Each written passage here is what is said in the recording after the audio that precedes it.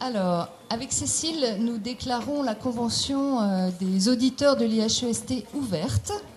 Et comme nous nous sommes méfiés sur la question de la gestion des temps, nous avons confié à Luca Secchi, ici présent, la gestion des temps et l'animation. Donc ce sera lui qui, si nous dépassons le temps autorisé, et on a déjà commencé, nous arrêtera. Voilà.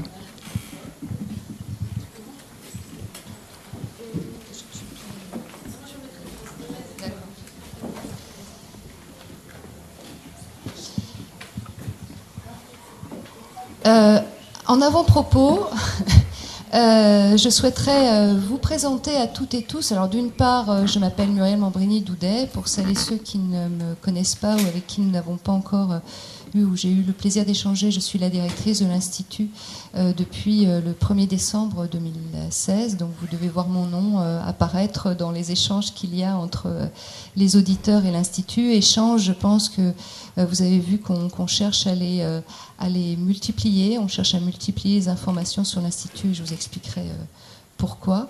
Je voulais vous présenter une personne qui vient de nous rejoindre, qui s'appelle Solène Auger, qui est là-bas, qui vient vous dire bonjour. Voilà. Et qui est... qui est assistante de direction à l'Institut et qui a rejoint l'Institut depuis le 9 janvier 2018, et donc sur le poste qui était libéré par Dominique Brilac, que les uns et les autres connaissaient. Dominique Brilac qui est parti en retraite. Voilà, donc merci Solène de nous avoir rejoints, et comme elle a une partie du temps, elle dédie une partie du temps aussi en soutien à l'association, il me semblait important de profiter de ce moment de la convention pour vous présenter Solène, et que Solène se familiarise aussi avec l'association des auditeurs de l'IHEST. Merci Solène. Voilà, donc cette convention, peut-être pour redire toute l'importance que l'Institut accorde au fait d'avoir ce rendez-vous annuel, qui prend une configuration particulière cette année, puisqu'il sera sous forme de plusieurs rendez-vous autour de la question de l'engagement des auditeurs de l'IHEST dans cet espace sciences-société.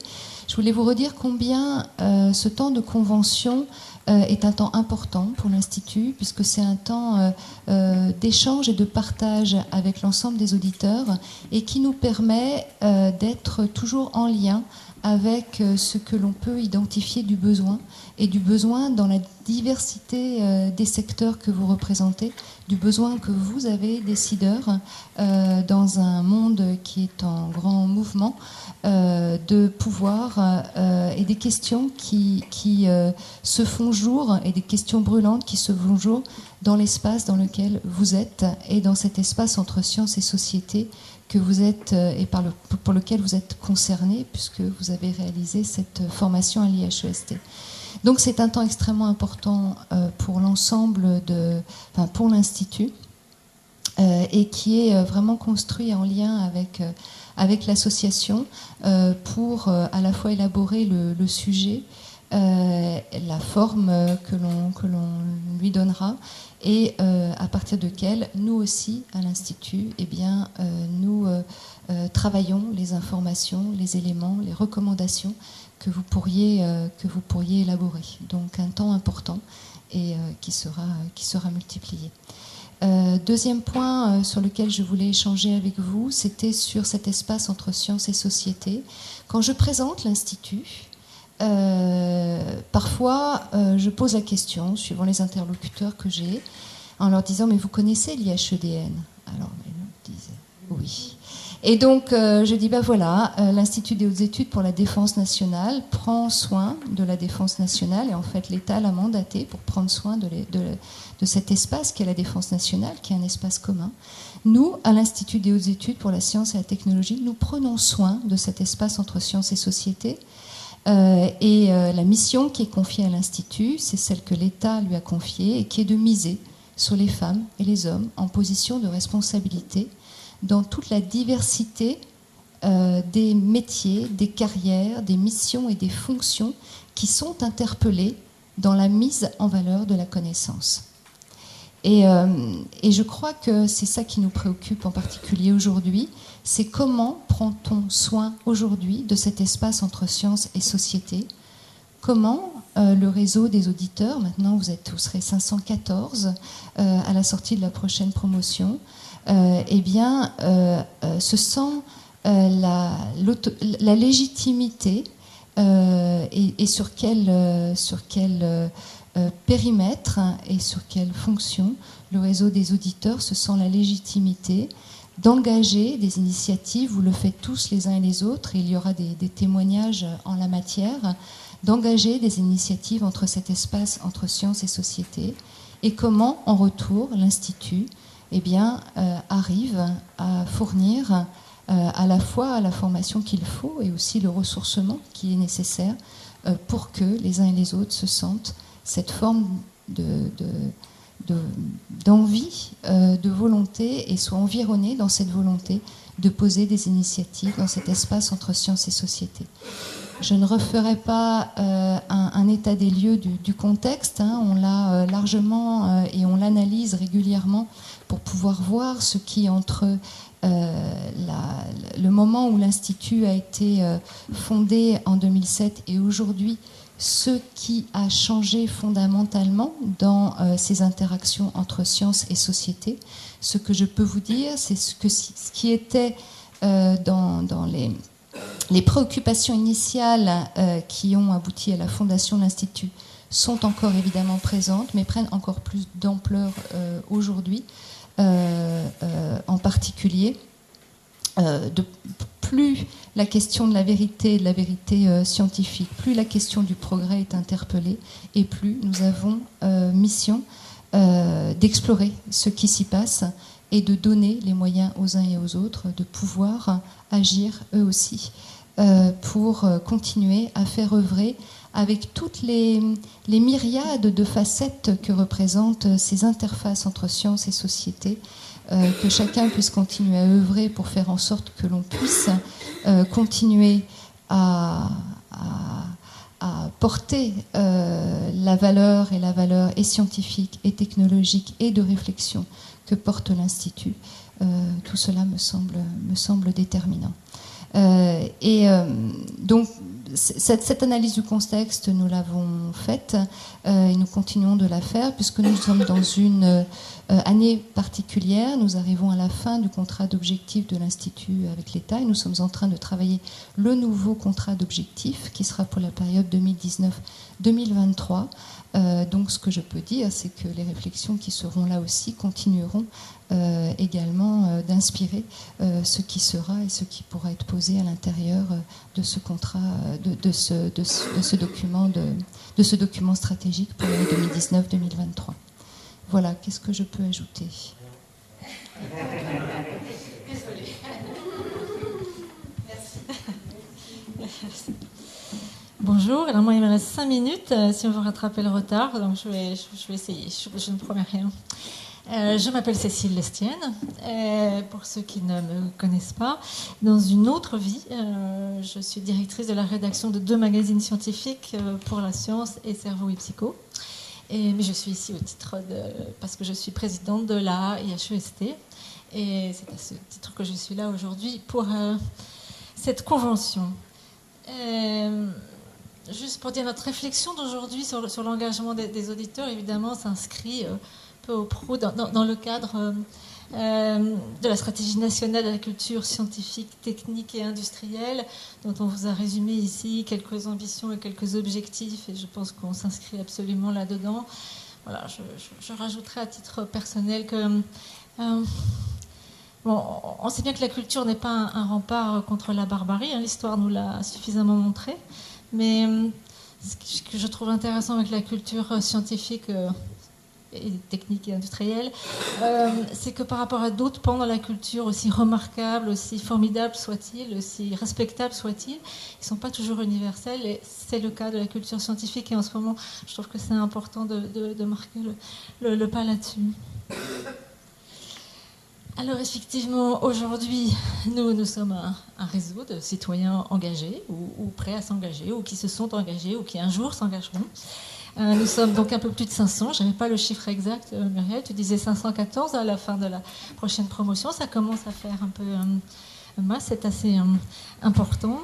Nous sommes censés devenir les promoteurs du débat public et de la démarche scientifique. Ça, c'est dans le décret de la création de l'IHEST. C'est ce pourquoi nous sommes engagés quand nous sommes inscrits au cycle national.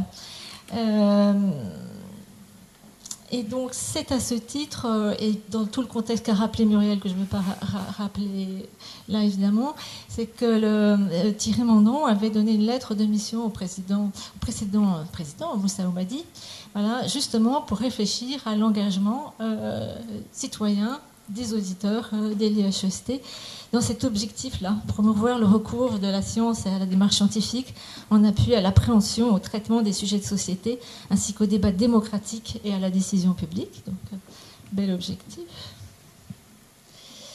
Et donc ça, c'était l'année dernière, il y a pas tout à fait un an.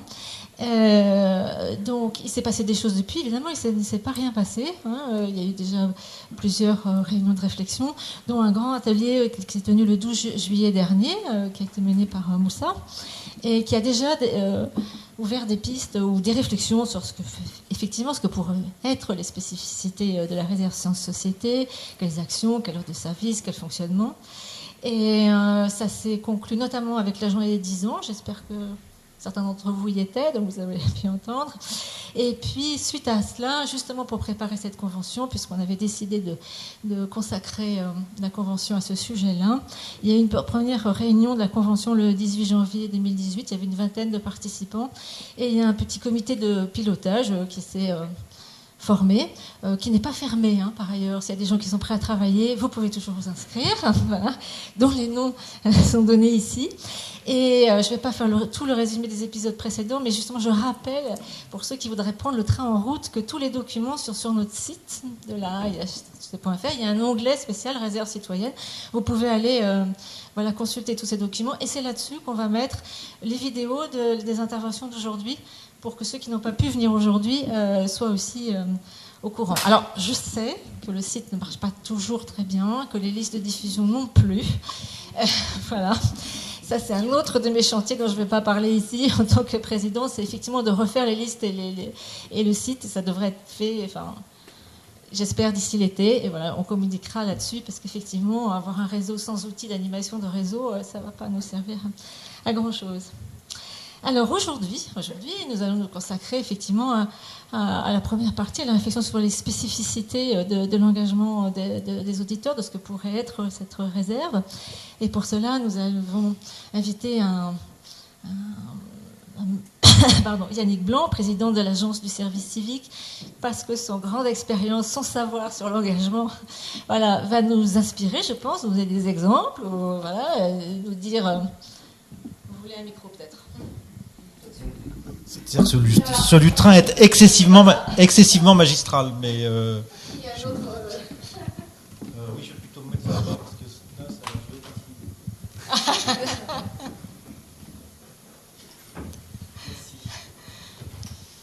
Je prends la parole comme ça, sans autre forme de procès ou... je veux bien donner la fin du programme.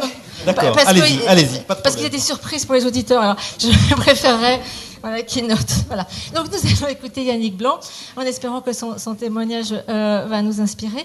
Ensuite, nous allons préparer les questions dans un atelier typiquement à IHEST, pardon. Voilà. En groupe, nous allons préparer des questions et les poser à monsieur le préfet.